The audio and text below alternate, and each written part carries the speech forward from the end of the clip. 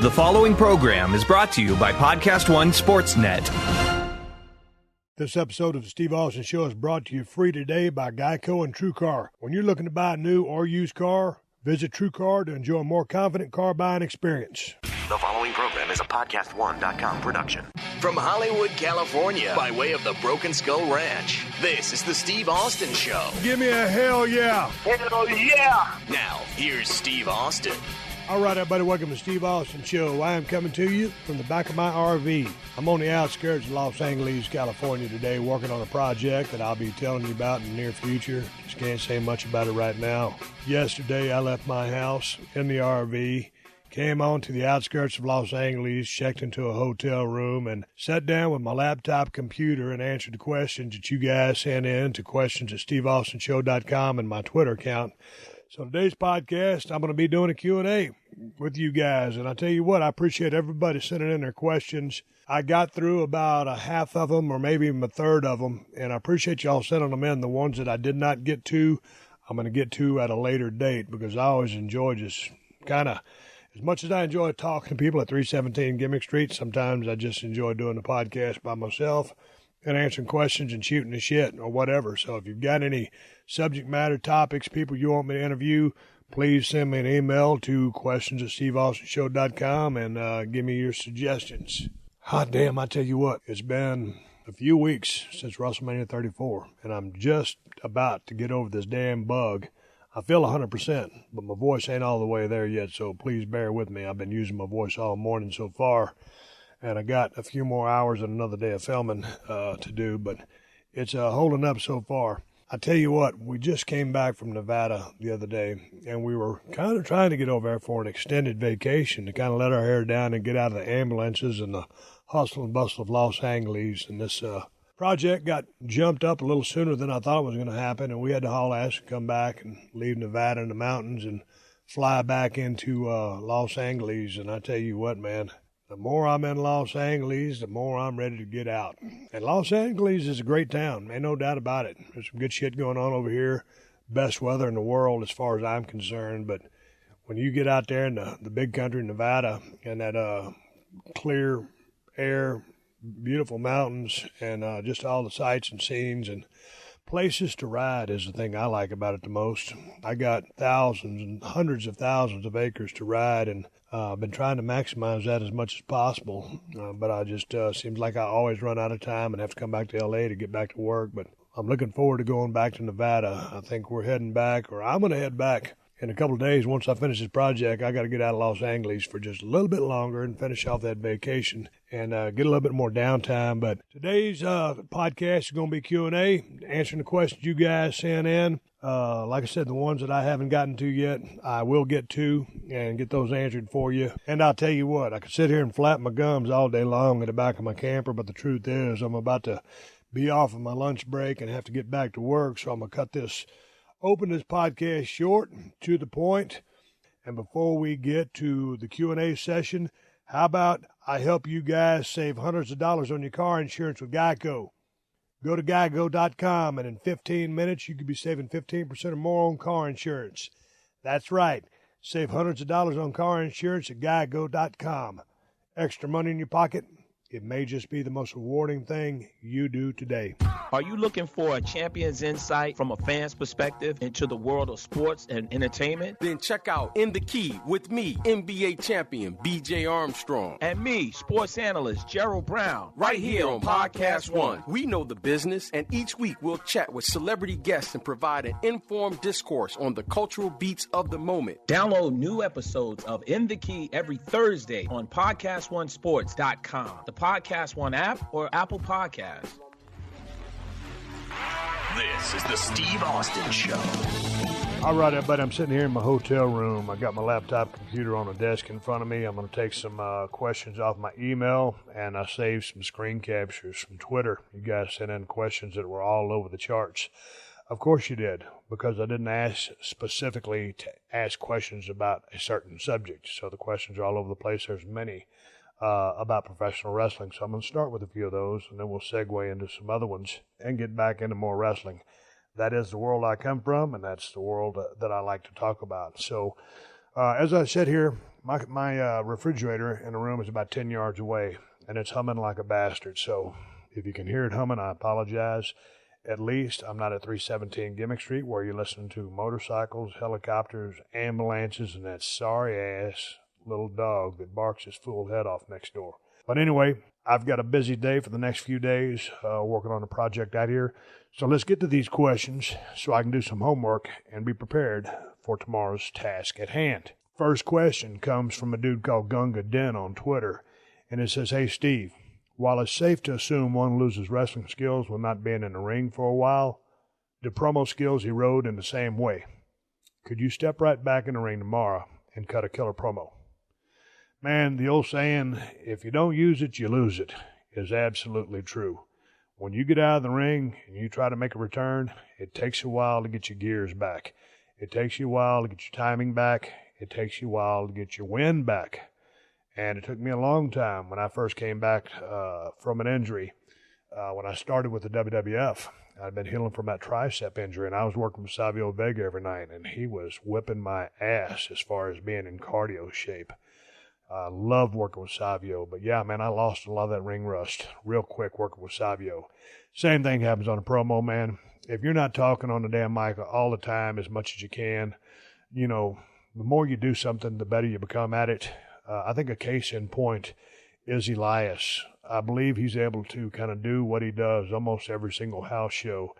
Go out there with his guitar, has that mic, and he's able to entertain that crowd and cut a promo. Basically ad-lib it, do whatever he wants to.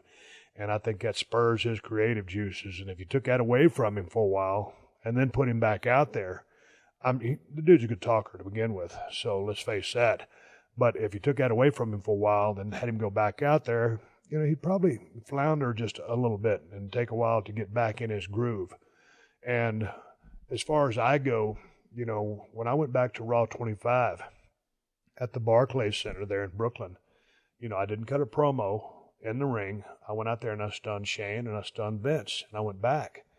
And when I was in the back, I said, "Hey, man, let's go over here and do an interview for the WWE Network, if you don't mind." I said, "Yeah, man, let's go."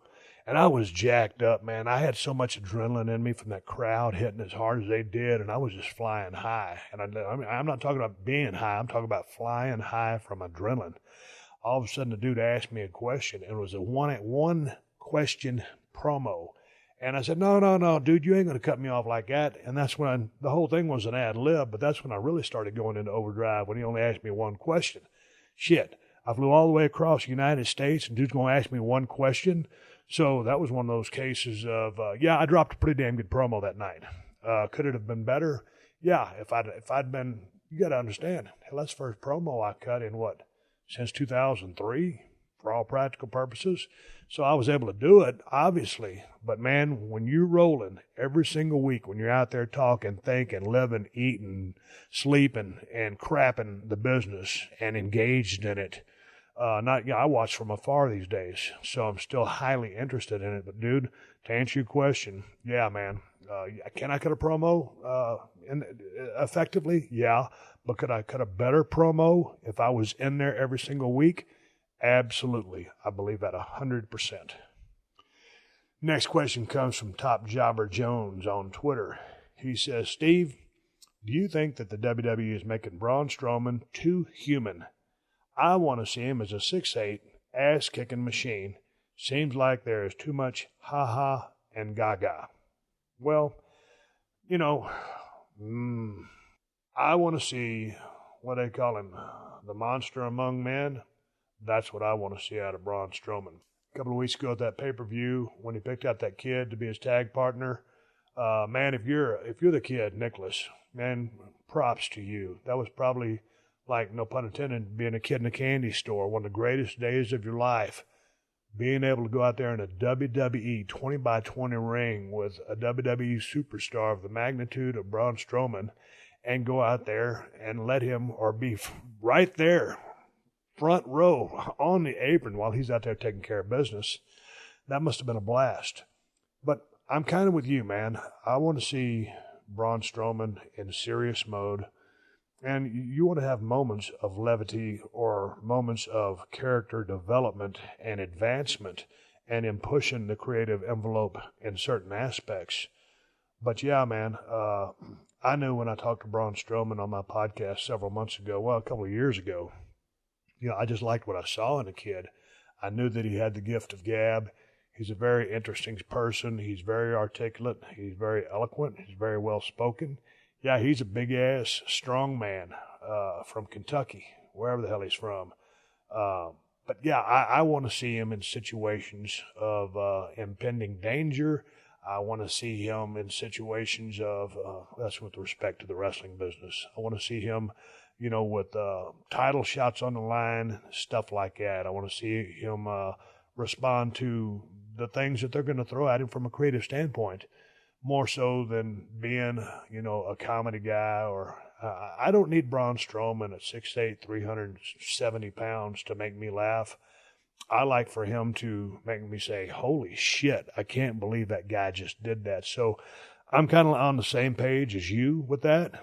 And that being said, when I broke those 3 bones in my lower back when I was a heel, that's when I started doing all the comedy stuff, because I figured I'd better entertain people. If I can't get heat because I can't work with these 3 broke bones in my back, I need to do something. So there was a reason for what I did. And I think probably the creative team is trying to think, okay, what can we do to expand Braun Strowman's fan base? Because the way I looked at it back in the day, and still to this day, if you make your fingers into a circle, like I have right here, that represents a piece of the pie, and that's be like a pie there, and you look at what percentage, of that crowd do you have? I mean, you have your young kids, you have your women, your younger males, your middle-aged males, your older females. I look at all those different slices of the pie as a demographic and see which, each section that you can capture. So you want to capture that entire universe. So maybe they're trying to, present some versatility to him so that he appeals to different people. But to me, I think his greatest appeal is the fact that he is the monster among men, and you need to focus on that. And dude, it's like Andre the Giant. Andre was Andre.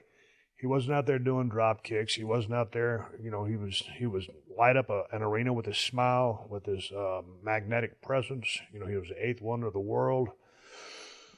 But he wasn't doing a bunch of comedy stuff. So, Braun has got wonderful athletic ability for a guy his size. So I think with him, man, stick with the money. Stick with physicality, stick with fear, stick with strength, and stick with him being a dominating force. I don't need him to entertain me and make me laugh. I want him to make me go, holy shit, I can't believe that guy just did that. Yeah, get these hands. That's what I think about that. Here's a question from J.R. White. He said, Steve, when you wrestled back in the day, did your parents ever come to your matches to see you perform?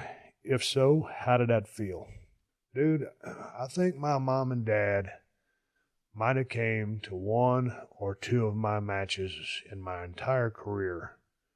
And not because they didn't support me. They absolutely love me, and they're the greatest parents in the world. But wrestling just really wasn't their thing. And my younger brother, Kevin, when I first got into business, he came to the Dallas Sportatorium. He came over to Tyler to the Oil Palace. He came to Beaumont. Everywhere where he could get to, man. If we were in Texas, my brother was there. I'll never forget, we were working at the Houston Summit, and that's the place where Joel Osteen preaches out of these days. But back then, Houston Summit seated about 18,000 people. And my mom and dad came to Houston to watch me wrestle that night, and we were sold out. We were sold out damn near. Well, not damn near. We were sold out every single night of the week that we worked. And Houston, Texas was no different. And that was basically my stomping grounds. It's an exactly 100-mile drive from Edna, Texas to Houston, Texas. My mom and dad went to that show, and I was working on top that night with the one and only Mick Foley. Turns out I had a staph infection. I got really, really sick. And I went directly, after finishing the hospital, to the Houston Hospital, Herman Hospital, and I remained there for 3 or 4 days fighting that staph infection in my elbow. and went the next weekend, well, that Sunday, to wherever we did that first blood match where I had with Kane, as a matter of fact, me and Kane in the first blood match, and we were the main event, and the match that was before us was the actual main event as far as the attraction and as far as the way these guys nailed it. That was the famous Hell in a Cell match with The Undertaker and Mick Foley. And holy smokes, what a match to try to follow. You can't follow a match like that. Both guys were on fire in the business. They just told a hell of a story. The carnage was devastating. Anyway, long story short, to go back to answer your question, that was really the one time, I think they might have came to, no, I don't think they ever came to Austin. But I just remember going to Houston. My mom was concerned because I was going to the hospital. But I had the greatest parents in the world, and they always supported every single thing I did in my life, but especially in my sporting career and in my business life. So, but that wrestling just wasn't their thing, and it meant a lot to me that they went to Houston that night. Here's another question from Brian. He said, "Hey, Steve, your bald head and goatee gave you the perfect look for the Stone Cold character. Do you think if you still had your hair and appearance from the early 90s, let's say Dangerous Alliance, Hollywood Blondes days, that the character would still have worked?" Hell no. I tell you what, man, back in the day when you got into business of pro wrestling, I broke in 1990. I was the Rookie of the Year. Well, back in the day, you always thought that, all the wrestlers had mullets. They all had long hair. That was the thing. You had to have long hair if you was going to be a pro wrestler. I thought the same damn thing. And, I remember going through the phases, the different haircuts in WCW.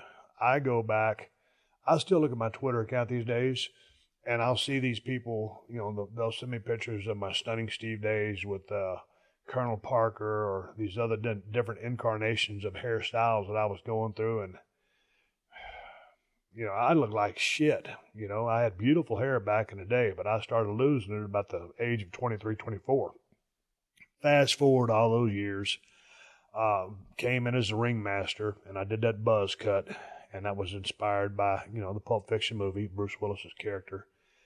And, that one night, and I've told this story many times, but we were working Pittsburgh, Mellon Arena, and I was traveling with Dustin Rhodes, Gold Dust, and I said, man, F it. I'm going to shave all this shit off. Can't see it anyway. And, grew in the goatee, came up with the Stone Cold gimmick. And that's when all the pieces started falling into place. That's when I got some direction. And I had just seen a light at the end of the tunnel when I worked in ECW for just a couple of months, working with Paulie Dangerously, watching all those badass talents that ECW had, cutting all those unbelievable promos, multi-layered, character-driven promos that were off the charts, super strong. And I got a chance to unleash and uncork one promo at 4:30 in the morning. It kind of gave me a little bit of direction, but I absolutely believe that, my hair was supposed to leave for a reason, and if I'd never started getting, like the widow's peaks or the bald peaks, whatever you call them, I probably would never cut my hair off because, hell, as a guy, you think you're supposed to have hair and it's attractive. Turns out losing my hair was the best thing that ever happened to me. Stone Cold Steve Austin would not have been Stone Cold Steve Austin had that hair remained. Bald head plus Stone Cold, great gimmick, hard work, great storylines, great creative, great opponents equals money. And that's the bottom line. Jesse Bates on Twitter says, "Hey, Steve, did you speak with Shawn after winning the title at WrestleMania 14? And was there any heat between you guys after he showed up to the press conference afterwards?" You know what?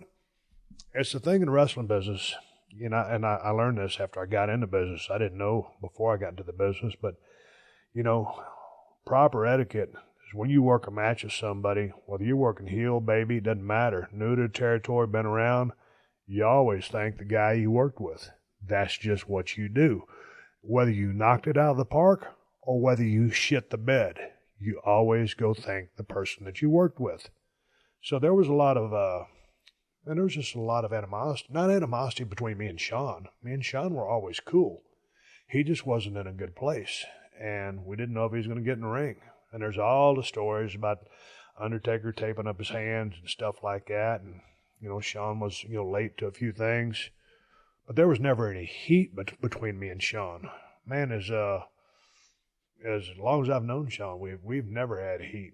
He was just in a bad place at that time in his life. Had a bad back, and he wasn't real excited about dropping the title, but he certainly did, and he was a complete pro about it.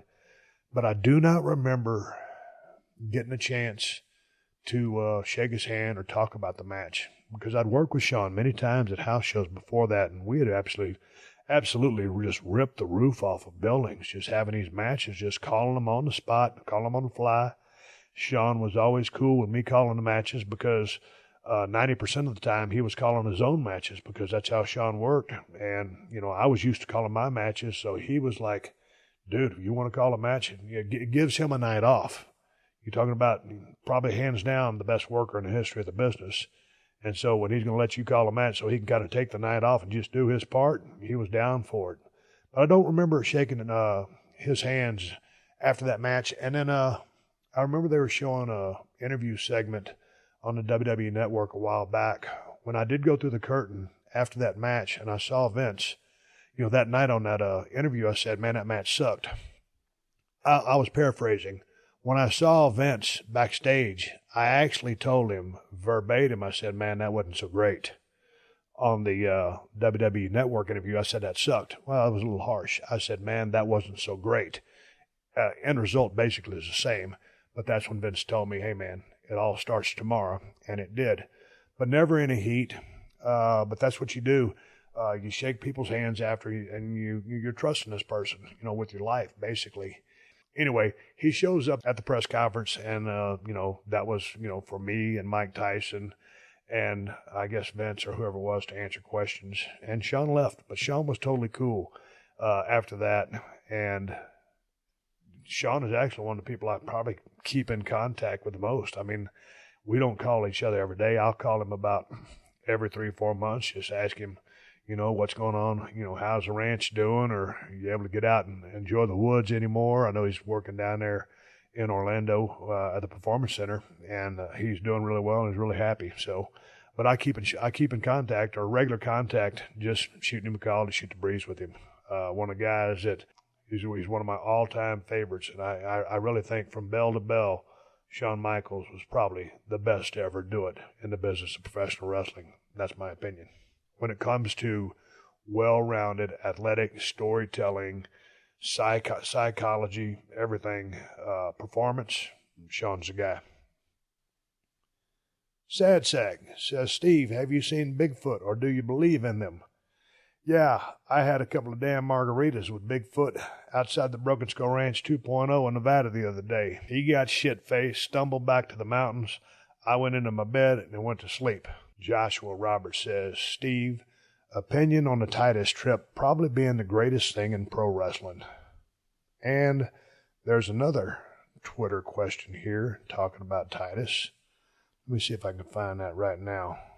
I got a chance to see part of the greatest Royal Rumble. Here's one more tweet from Brian Morse. Did you see the Titus O'Neil fall at the greatest Royal Rumble?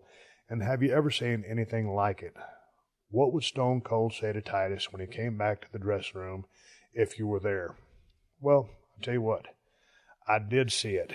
Titus O'Neil came down there and, man, he tripped. He caught that little edge from the foam padding right there that's surrounding the ring and just totally ate it, and he slid underneath that ring.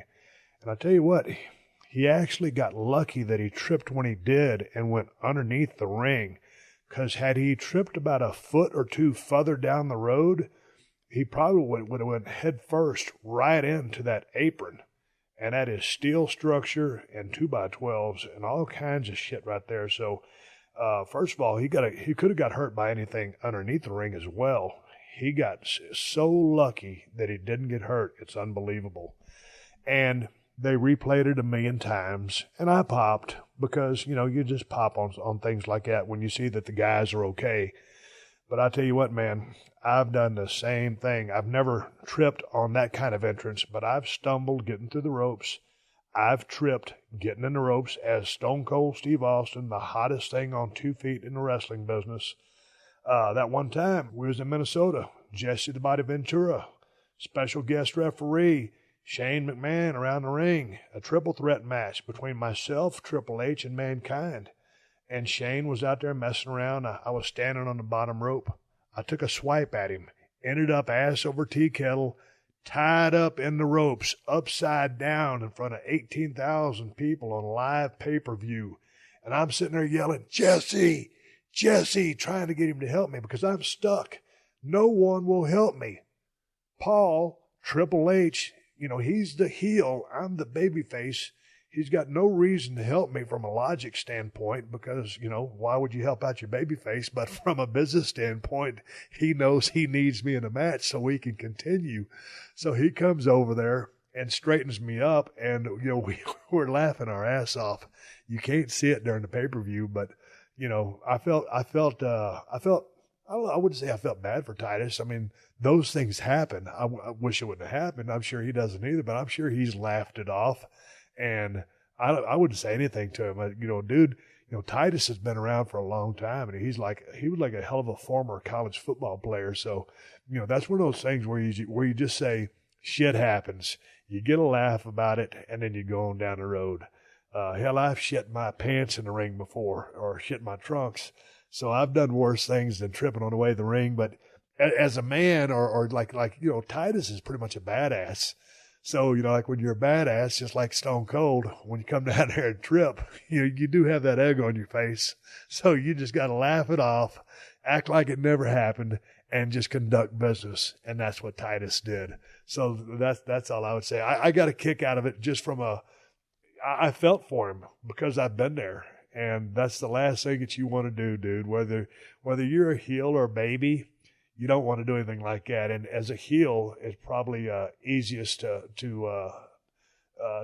along, to get away with. But nonetheless, you never want that to happen. But he's going to be just fine. Titus is a real good dude, and he's got a great head on his shoulders. So I know he's laughing it off now.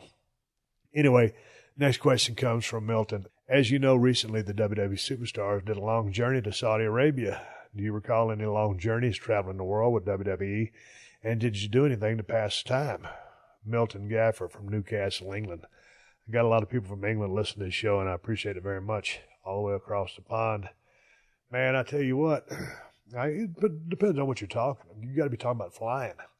When we were flying back in the day, we went to South Africa, we went to England, Germany, all those places. And now they're going way more places than we went back in the day.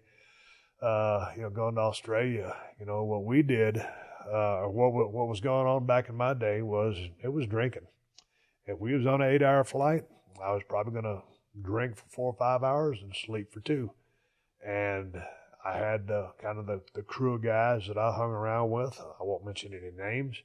But, man, that's what I did to pass the time. It didn't matter if we was going, 8 hours, 12 hours, 15 hours. A big part of that time was going to be drinking, and that's just the way it was for me. And if I woke up during the flight, I'd start drinking some more and then go back to sleep. And that's the way that I passed time on those flights. And this is, back in the day before Wi-Fi, all the technology and stuff like that. They were playing movies and shit like that, but...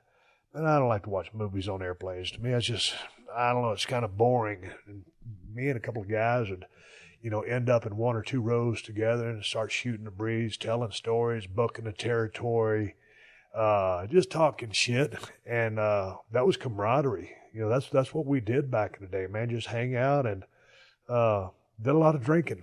And a lot of guys, that weren't into that. A lot of guys just go to sleep and do things, but that wasn't the way I operated, and you asked me the question.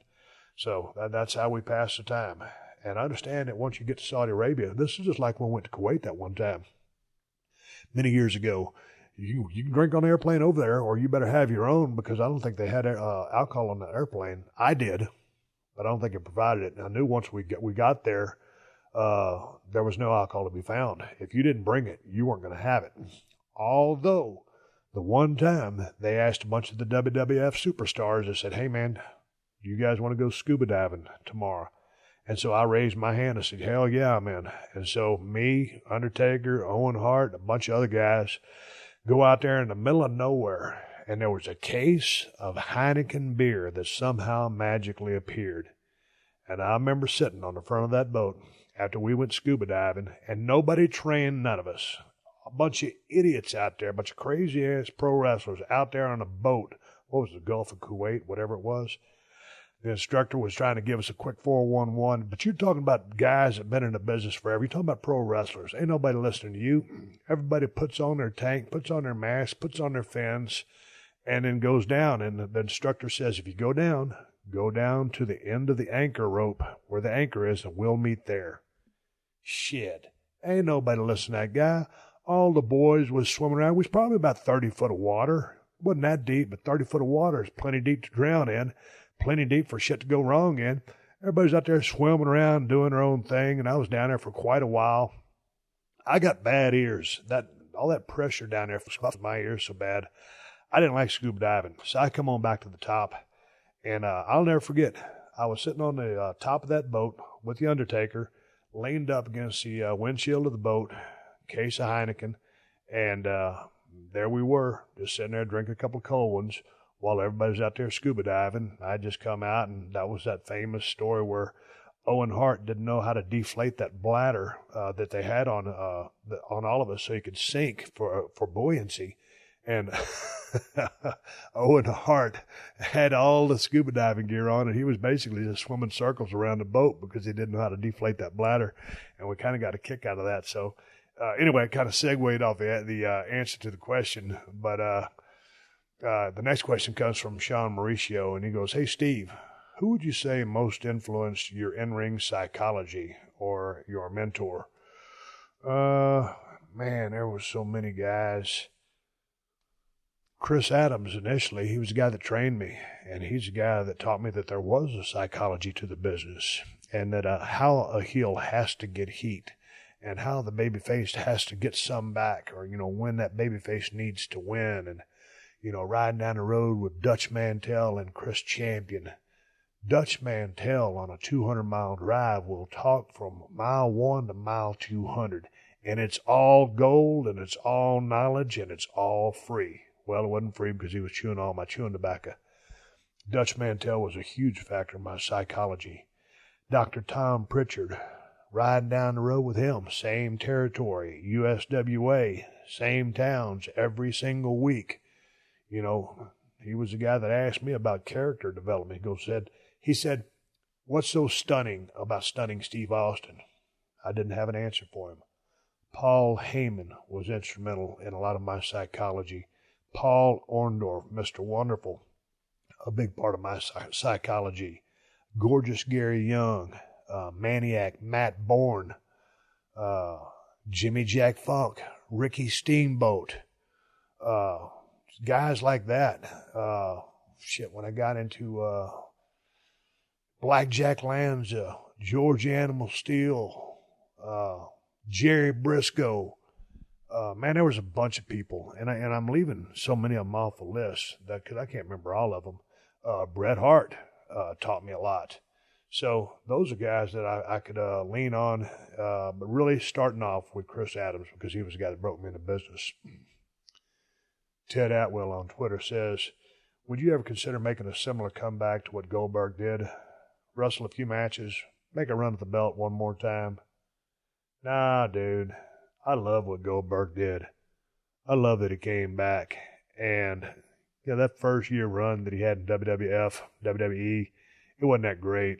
I don't know if his heart or his head was in it at the time. He was there, but I don't know, what was going on with him.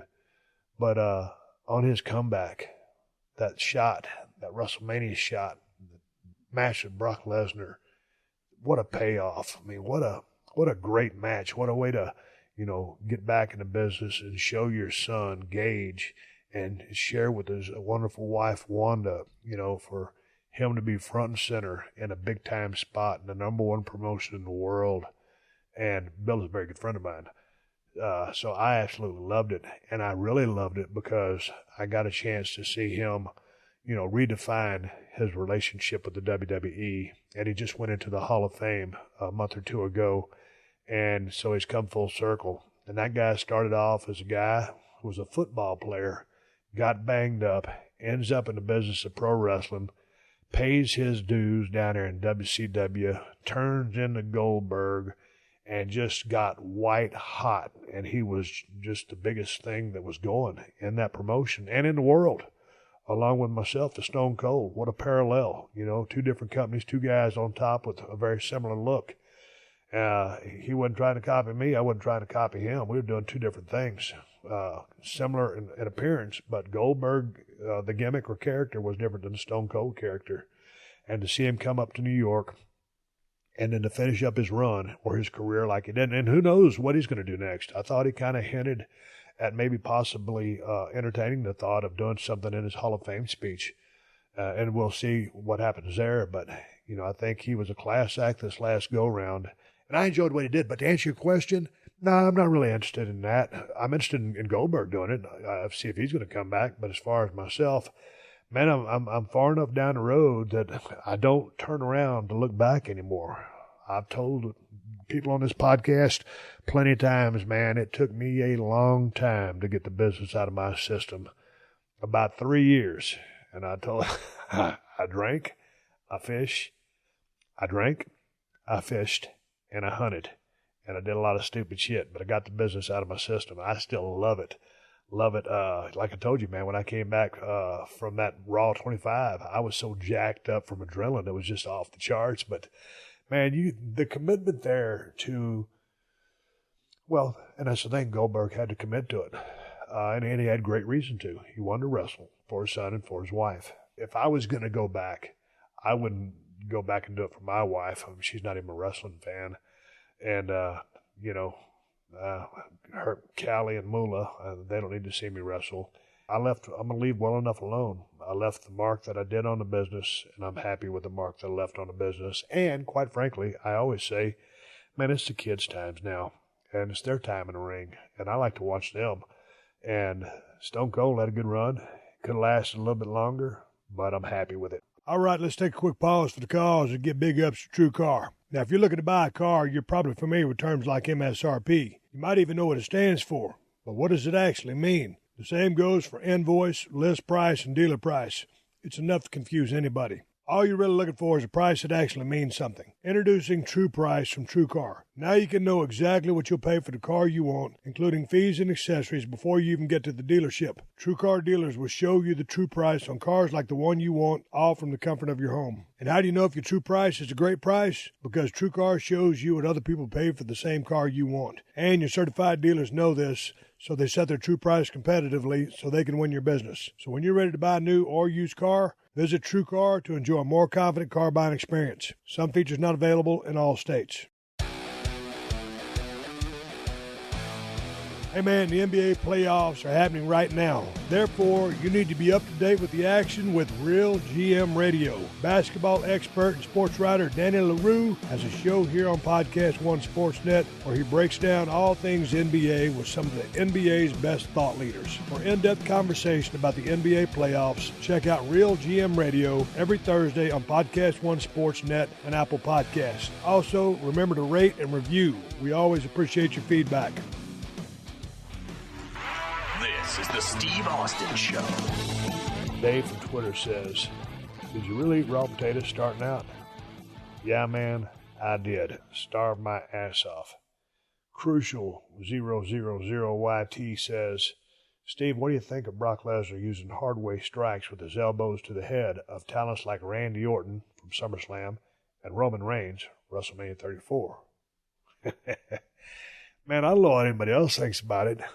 But I'll tell you what I think about it. I dig it. I like it. It's brutality. It's real. Could it be considered or construed somewhat dangerous? Anything could be. Swallowing a bite of food could be construed as dangerous, as something could potentially happen from that if it got lodged in your throat. So him using elbow strikes to open someone up could certainly be considered dangerous. So I'm not going to just throw that away and say that, no, there's not a risk that could happen from it. But I dig it, man. But that's the guy in me that loves pro wrestling. That's the guy in me that is competitive. That's the wrestling fan in me that that digs blood for a reason, when there's a time for it, and the way that he's going about it in today's world of everything being, a lot more politically correct than the Wild Wild West days of the Attitude Era, and certainly, the early 1980s, the 70s, going back before that. Whenever they started getting color, I'm a fan of that. But, I don't think these days, and don't get me wrong, there's still going to be the occasional blade job, in my opinion. But the way Brock's doing it, and the fact that you don't have to bring up the blade with all the corporate sponsors and stuff like that, it just is what it is. And then it's left unsaid. You've taken care of the business, go on down the road. I dig it. I like blood when it's time for blood. And I'm a Brock Lesnar fan, and he's a dangerous dude. It plays right into his MMA skill set, and he's an absolute beast. And as an effective storytelling tool, I love it. Jay off Twitter says, Steve, since you put out Broken Skull IPA and it did so well, do you plan on creating another beer or maybe any other Stone Cold approved products? You know what? I've been asked that question a lot. I would like to take a swing at another beer. That Broken Skull IPA, for a shoot, is one of the best beers I've ever tasted. It's one of my favorite IPAs. It is my favorite IPA, and it's not just because it's got my name on it. That's how good it is. I'm thinking about another beer right now, and we'll see if that'll happen.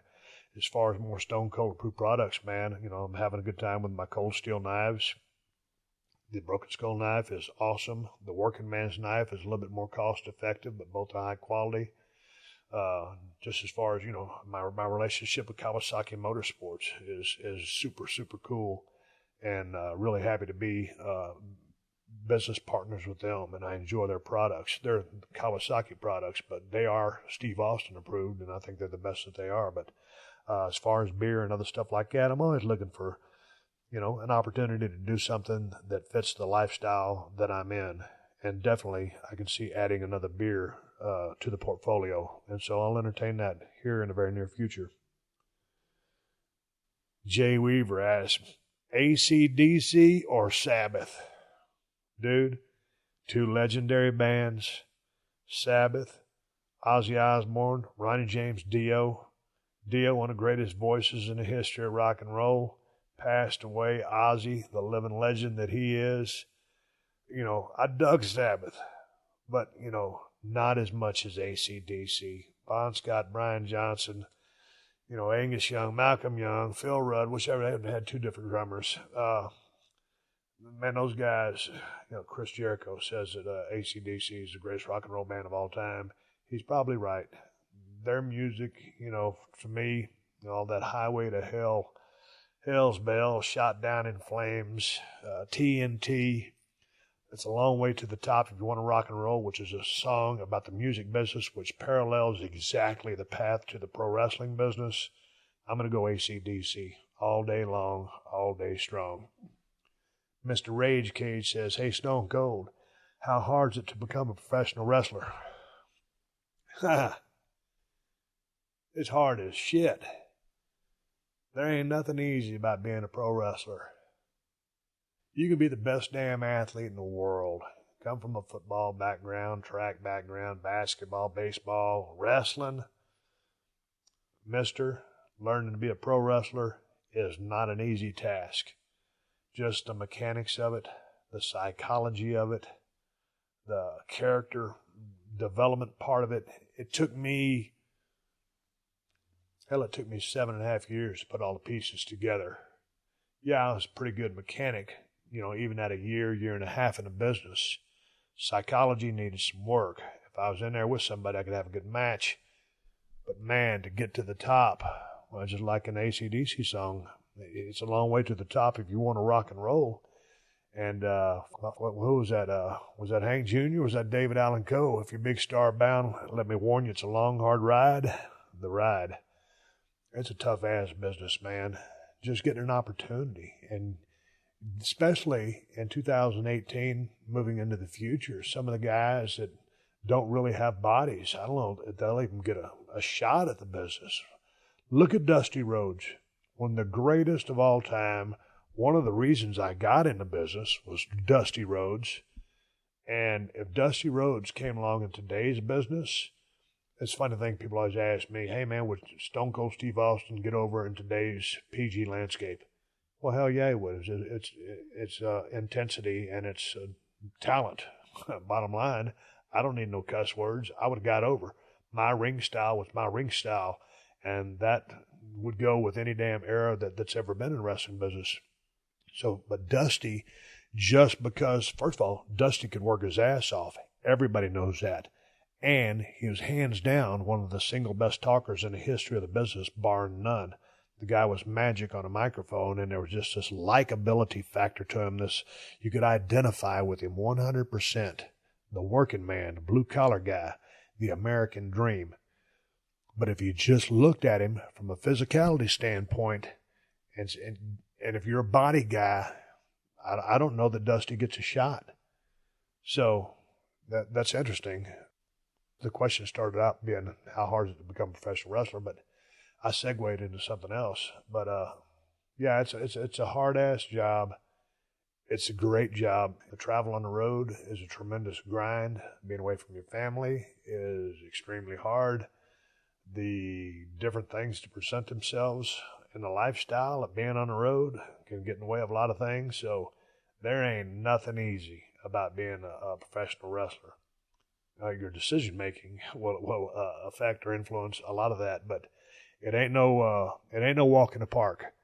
But it's the best job I ever had, and I guarantee if you asked anybody at any level, whether it's Indies, Impact Wrestling, Ring of Honor, MLW, WWE, New Japan, All Japan, I don't even know if they're around anymore. Man, it's the best job in the world, and it's an absolute blast. But just to become a professional wrestler is a work in and of itself. To get in the middle, much less to the top, is even harder. Patrick Harper says, Stone Cold, how do you feel about the entire wrestling product now compared to how it was when you had your run? Well, you know what? I touched upon that briefly with Jumpin' Jim Ross on my Tuesday podcast, and I watch the business for what it is these days. I know that everything has changed. Everything's evolved or just kind of gotten a little bit faster. So I watch it for what it is, and I enjoy it for what it is. And as long as they can give me good stories that I can suspend my disbelief, I want to watch as a fan. I don't want to watch as a grizzled veteran. I guess I did that for a couple of years. I'm done doing that now, and I watch as a fan. And it's fun when you can watch, the WWE superstars or someone that you know in the business just absolutely go out there and rip it up. And you can send them a direct message or a text message and say, man, lights out match, that was awesome. It's a pretty cool thing to do. So the business is what it is in today's day and age. In 2018, as I record this podcast, my time ended in 2003. So many things have changed. Many years have gone by, but I still dig it. And I don't really try to compare the two because, like Jim and I were saying on Tuesday, it's not really fair to.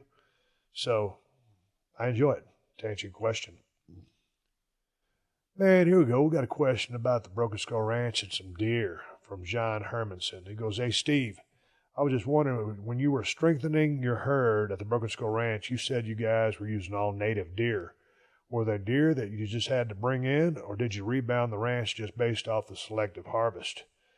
We brought in over the course of 10 years, we brought in 20 bred does, 10 1 year and 10 about 2 years later from two very well-known ranches in the South Texas area close to the border that had outstanding native South Texas genetics. There were no scientific deer, no northern strains, no Kansas strains, no nothing.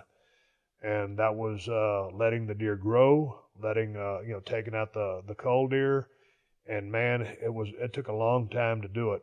And I had someone out there that was working against me, it turns out, and they got the boot. But it was patience, and you let the deer that you want to keep breeding walk. And there's, you're in it for the long haul, so it takes a commitment. And we were committed to the task at hand. We fed protein 24/7, 365, and we let that herd grow old. I ain't got no breeder pens, no DMV pens. I'm not into that. If you are, more power to you.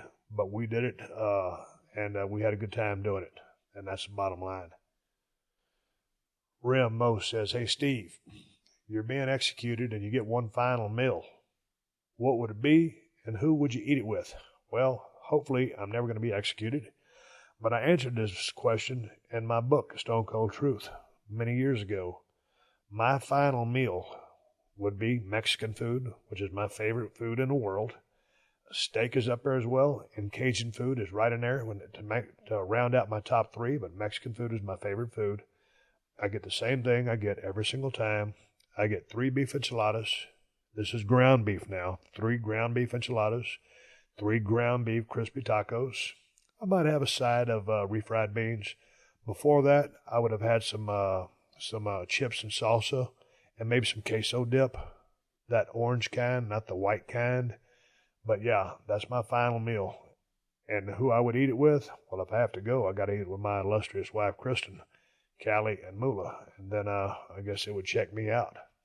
But Nick Carter says, Steve, did you prefer working in a classic cage with the big bars or the newer style chain link? I always preferred the old school one. I tell you what, when you ask me what cage I worked in or what cage I preferred to work in, dude, I got to go classic cage, big bars, because that's what I was working with. That's what I was working in with Vince McMahon at the St. Valentine's Day Massacre in Memphis, Tennessee at the Pyramid. And the reason I love that, because if you go back to the Hell in a Cell match that I've already referred to in this podcast, where Mick Foley worked with The Undertaker, they were working, with that new school type of, hurricane fencing, when Mick went through that thing and went over the top.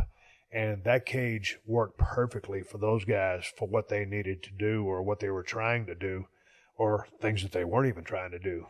That big blue cage or that old school cage wouldn't have worked for them. But for Vince and I, when I was trying to get in that ring and he wouldn't let me, and then when we scaled up the side of that cage, and he took that bump off up to that announce table, and then I grabbed the horn, made an announcement, and then I walked up those ropes and just overemphasized the body language and climbed up that cage. Dude, that's what that cage was made for. That thing was made to take those kind of bumps off, to hang off those kind of bumps, and climb up and showboat off of. And of course, later on down the road, 15 minutes, 20 minutes into the match, Big Show comes out from underneath that damn tarp, underneath the mat, picks me up like a rag doll and just shucks me right through that damn steel cage. It swings open by the force of the impact that he threw me at. That Big Stro is the strongest son of a bitch. Jesus Christ, that guy's strong. He threw me like a rag doll. I tumbled off, got myself into the Royal Rumble, I guess. But that match, for that match in that cage, and just, I like to answer your question, the big bars, dude, hands down. Bernard Hartlove says, countless wrestlers, including yourself, have come back from devastating injuries/surgeries. What goes through your mind that first time you cleared to wrestle and step into the squared circle that first time after serious injury/surgery? There's a lot of things going through your mind at a time like that. Usually, you're going to be okay with the bumps because you've probably already taken some bumps, to get yourself back in ring condition before you go out there in front of 15, 20, or in a big arena like a WrestleMania, 70,000 fans. So you're probably pretty good with the physicality of everything, especially being if you're going to have a standard match, no crazy bumps, and you've been cleared to return. You've already taken some practice bumps and worked some house shows and stuff like that. But I'll never forget when I talked to Ric Flair, when he came back from that broken back in that plane crash. Holy smokes, he was scared to take a back drop. He was scared to get tossed off that top turnbuckle. He was scared to death. And that's from Ric Flair, the greatest of all time. And for me, when I came back from my surgery, even before my surgery, when I came back from the injury itself, I was working 6-mans, tags, instructed not to bump. I was pretty nervous because I didn't know what was going to happen. But the biggest thing you really worry about once you get past that is, are the fans going to accept you back? All of a sudden you've had this forward momentum. All of a sudden you go on the shelf for 3 or 4 months, much less a year to 15 months, Then you come back, and can you continue the momentum that you had before you left? Are you in the same place in their minds and in their hearts when you left? Will they still be behind your cause? Will they still believe in you, or will they still hate you? Will they still love you? All those things really came into play for me more so than, was I going to be okay, by hitting the mat? But it's a mind trip, and it can, it can mess you up, and it can take a while for you to get back on track. That's for damn sure. Evil Ken on Twitter says, Steve, why did you rarely, if ever, wear the WWF title belt? To be consistent with nonconformity aspect of Stone Cold Steve Austin, because you wore all your titles in WCW. That was something that I didn't think about. When I was stunning Steve Austin, I was a world television champion, or the tag team champions with Flying Brian. I always wore those belts. And I guess it was because that's what you did back then. And with Brian, we were using the camera signals and all the other stuff and messing with people. I had a Polaroid camera I was out there with sometimes. So we were using our hands. So we needed to have the belts around our waist so we could do all the other bullshit with our hands. And, I never thought about it. So that's a really interesting question. But when I got the title, whatever title it was, that Intercontinental title was first, and then the world title, the deal was, the way I felt, it wasn't something I consciously thought about. I just knew that I wasn't a belt-wearing guy. I was going to carry that summits down there, and, with the attitude and the swagger that I had, and it just seemed like it fit for what the character, should do. I guess. It's a damn good question. Because I never, ever, I don't think, if you can give me a match on television or a match, well, you know what? I think I wore that $1 million belt a time or two. That thing was such a hunk of shit. I mean, this is all due respect to the belt and what it meant. And Ted DiBiase, the $1 Million Man, is the one who got that belt over. What I mean is that belt was held together with these little circular gimmicks, kind of like a keychain. And holy smokes, transporting that thing around, and Ted can attest to this, those dollar signs would fall off that thing, and, it was just very, very awkward. It'd fall apart.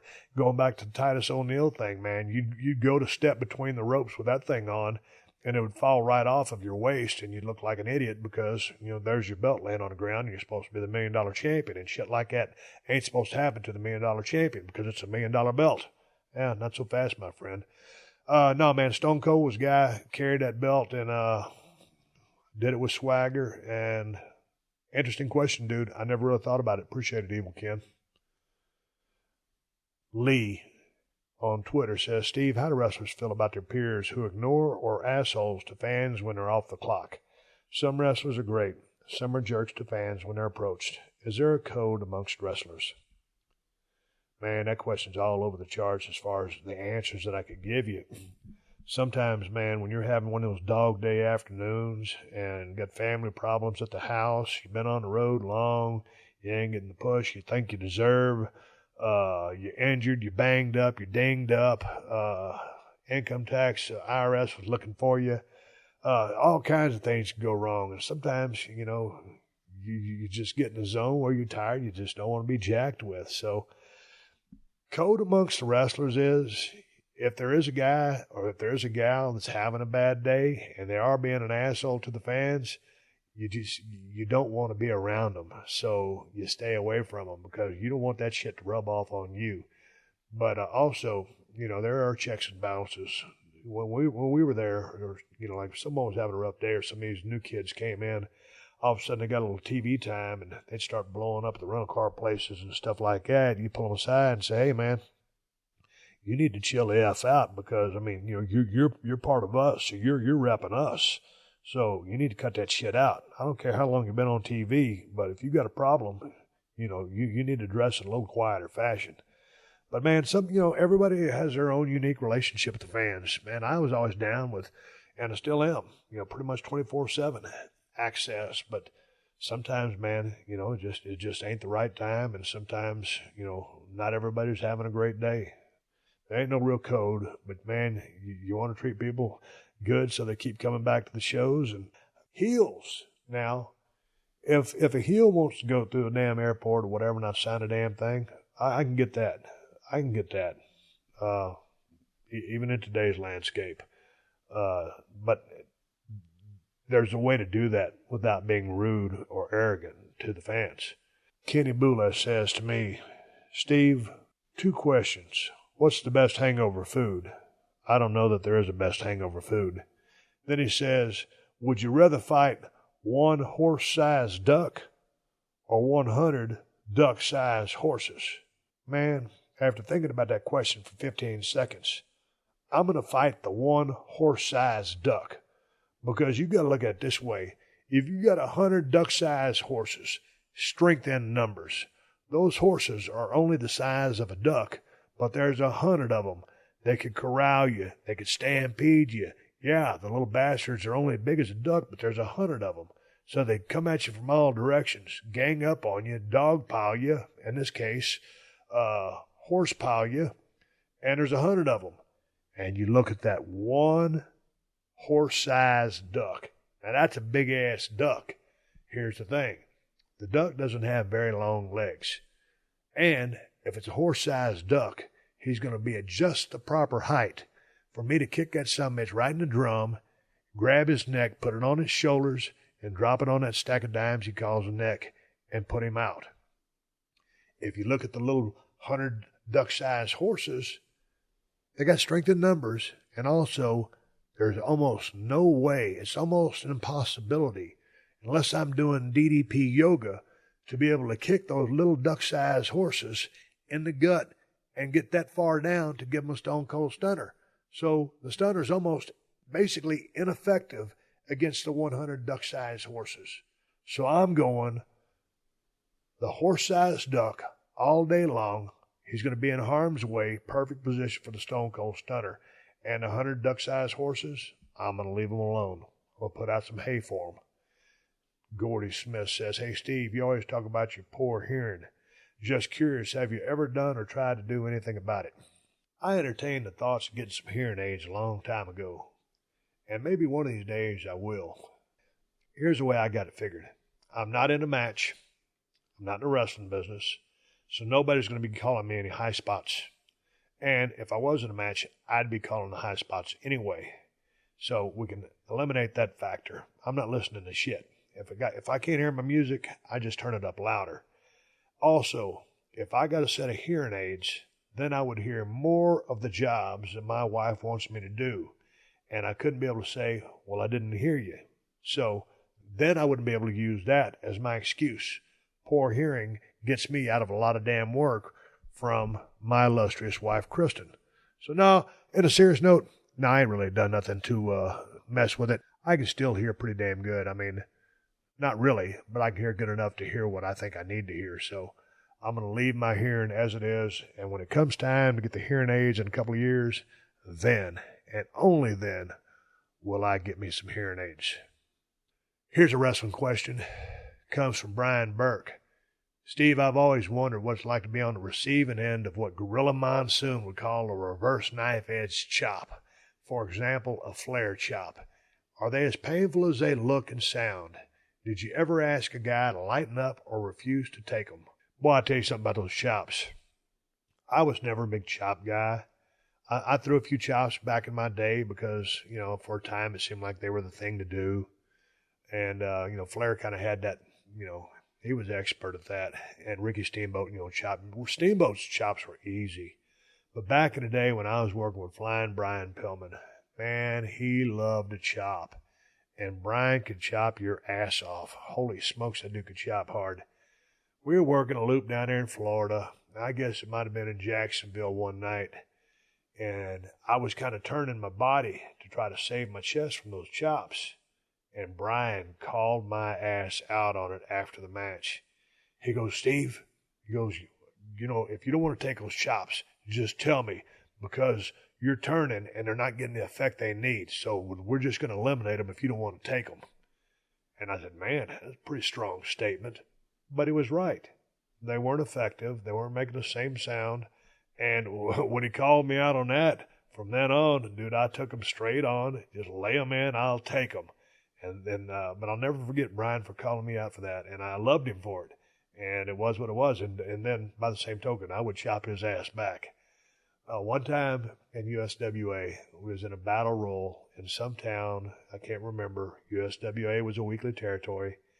And the one and only Danny Davis, he was another guy who was instrumental in my psychology, who I didn't name a while ago in that earlier question. Danny Davis was very generous to me, taught me a lot.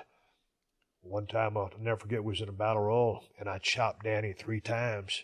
Pow, pow, pow. I said, spin me around and chop me. Well, Danny spun me around, and he started chopping the shit out of me. God dang, I had blood dripping down my chest, and I left him a note. I said, F you and your chops. So when he came back from the match, he saw that note and looked over at me, and we both started laughing our ass off. But, yeah, man, them chops were a bitch. Flair, he would throw – Flair had those big meaty hands. Flair's chops sounded great, but they didn't hurt as bad as most people's chops hurt. Now, back in the day, if you go back and watch this old match, I can't remember the tag match. I believe it was Dusty Rhodes and a Man's with a Hands of Stone, Ron Garvin, against Ric Flair and Arn Anderson. It was a television taping, and Flair and Garvin were chopping the shit out of each other. And I think both guys had drawn blood from each other. And Garvin did have the Hands of Stones, and both guys were bleeding, particularly Rick. And he rolled out of that cage one time on a powder, and it was just flat out awesome. Garvin could chop the shit out of you. I never was big on the chops. Like I said, I've chopped my share of guys, but it wasn't my thing to do. But if you can find that match, and that's when Dusty just lights everybody up when he kisses Baby Doll and then kisses Man with the Hands of Stone. I've talked about that match in the past on the podcast, but anyway, I dig it.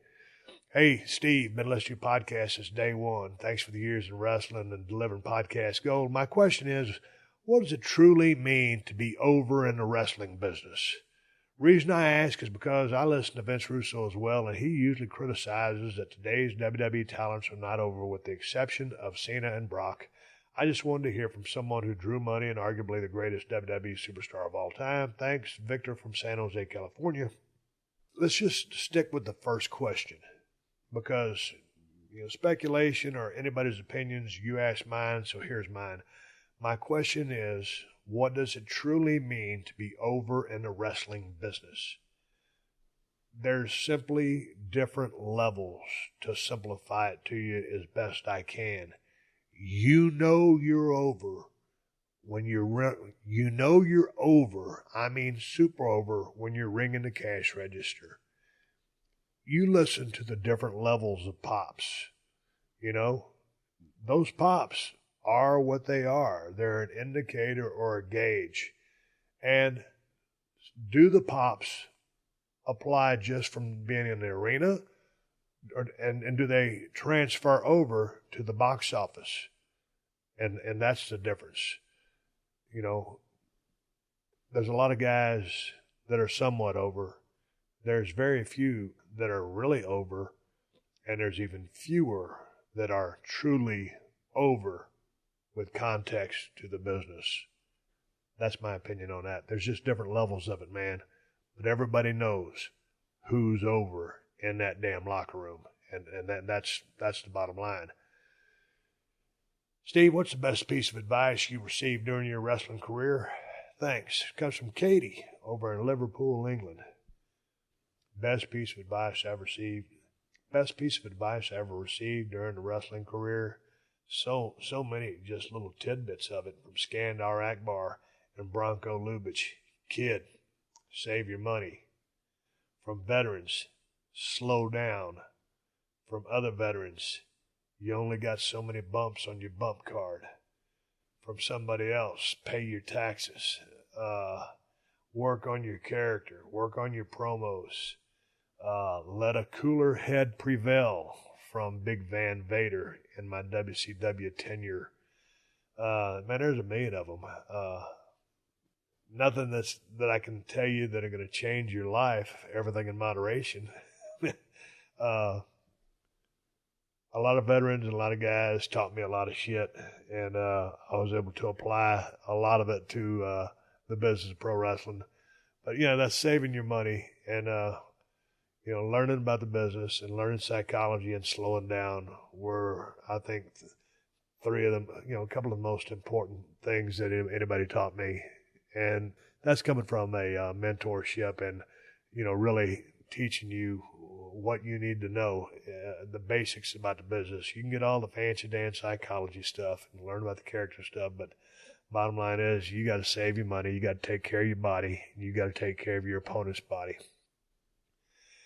Hey, Steve, being a big fan of World Class Championship Wrestling Dallas, what was your favorite feud and match? And also, what made Gary Hart so effective as a manager and a booker? Nick Mills over in Glasgow, Scotland.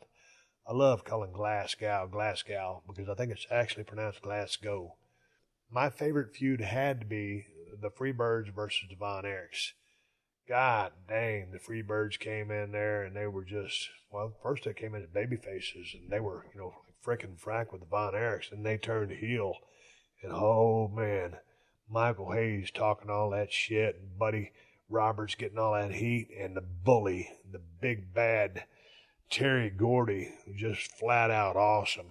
And those Von Erichs were rock stars.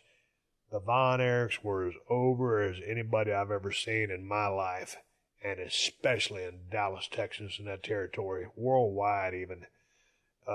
That was probably my favorite feud coming out of that territory. Also, don't get me wrong, Gino Hernandez and Chris Adams and all that stuff that they were doing, losing their hair, that was phenomenal stuff. There's a lot of good stuff there, but just the Von Erichs versus the Freebirds, because I was before I got into business, before I really knew what the business was all about, and I dug it. And Gary Hart was effective as a manager and a booker because he was a super smart guy. He had a mind for the business, and as a manager, his promos, his delivery, the way he presented talent was just like talking to talking to a head coach of a football team. He spoke with knowledge, power, conviction, reality. It was a shoot, and he was menacing. He wasn't trying to be scary. Well, he was, but he wasn't over trying, and he was credible. You believed what he said he was going to do or what his talent was going to do. And, having the book, these things were able to happen. But anyway, yeah, Gary Hart, god dang, man, I wanted to call that guy so bad, and then wanted to reach out and talk to him right before, he died, and I never did, and I never got a chance to talk to him again. But when I was in Dallas, Texas, getting my start, Gary Hart said, hey, man, why don't you guys come over here and work for my promotion? We were working at the Metroplex Arena in Dallas, Texas, and he put me and Rod Price together, and we became the, whatever the federation was called, tag team champions. That was the first belt I ever held in the business of professional wrestling, was from Gary Hart. And I can't believe that he believed in us to give us those damn belts, but nonetheless, it was quite an honor to work for Gary back in the day, and I wish he was around, these days to talk and learn some more stuff from. But anyway, Gary Hart was just a smart mind and a straight shooter and a serious guy. He loved to have his fun, but he commanded your respect, and that was whether you were inside or outside of the business, and that's the bottom line. And I am going to continue to answer these questions on another podcast, but I'm going to stop answering them right now, and I'm going to come back and do my close, and I'm going to save the rest of these questions for another podcast when I need another ace in the hole. For everybody that's sending these questions, I appreciate it. I'm about to spin up and get ready for my project tomorrow. Thank you for the questions. I'm coming back right now to close the show. What's it like for you watching games of your son coaching? Agonizing. It's a family affair on Attack Each Day, the Harbaugh's podcast. I didn't know there was actual work here. Recent guests include Rich Eisen, John Harbaugh, Judge Judy, and John Madden. I thought one of the greatest jobs in coaching in the NFL was Jim's first year with the 49ers. Exclusively on Podcast One Sportsnet. Get episodes every Tuesday on Podcast One One, and Apple Podcasts. Great time to be a Wolverine. All right, everybody, give me the go-home cue. It's time to wrap up this podcast and ride off in the sunset. But before I do that, I want to thank everybody for sending me your questions at my email and at my Twitter account, at Steve Austin BSR. Appreciate it very much. Questions that I did not get to, I will answer on another Q&A session when I need another podcast. I'm looking forward to having some more people over at 317 Gimmick Street. Been a little bit of hustle and bustle on my end, trying to get some projects taken care of and taking care of a few irons that we've had in the fire for quite some times, and shit hit the fan kind of all at one time. So thank you for bearing with me, and thank you for sending in your questions. Hey man, ProWrestlingTees.com/Steve Austin has all my Broken Skull Ranch shirts, and I got a damn good beer. It's called Steve Austin's Broken Skull IPA, and you can find it at Whole Foods and Total Wines if you live in California. If you don't live in Cali, check out InsideTheCellar.com and see if they ship to your state. Folks, I got two badass pocket knives that I think is two of the best knives out on the market right now, and everybody needs a knife. So if you don't get one of mine, go get one of somebody's, but you need a damn knife. Check out the Cold Steel Broken Skull knife or the Cold Steel Working Man's knife at my new Amazon store. Amazon has the best price on both knives. Just go to Amazon.com/shop/Steve Austin. And I want to say one more time, thank you to all the fine sponsors of the Steve Austin Show. That's how I'm able to do this podcast for you twice a week for free. And you can find all my sponsors at PodcastOne.com. Just click on the Killer Deals button at the top of the page and then click on the Steve Austin Show banner. Folks, until next time, my name is Steve Austin, and I will catch your ass down the road. This has been a Podcast One production. Download new episodes of The Steve Austin Show every Tuesday at PodcastOne.com. That's PodcastOne.com.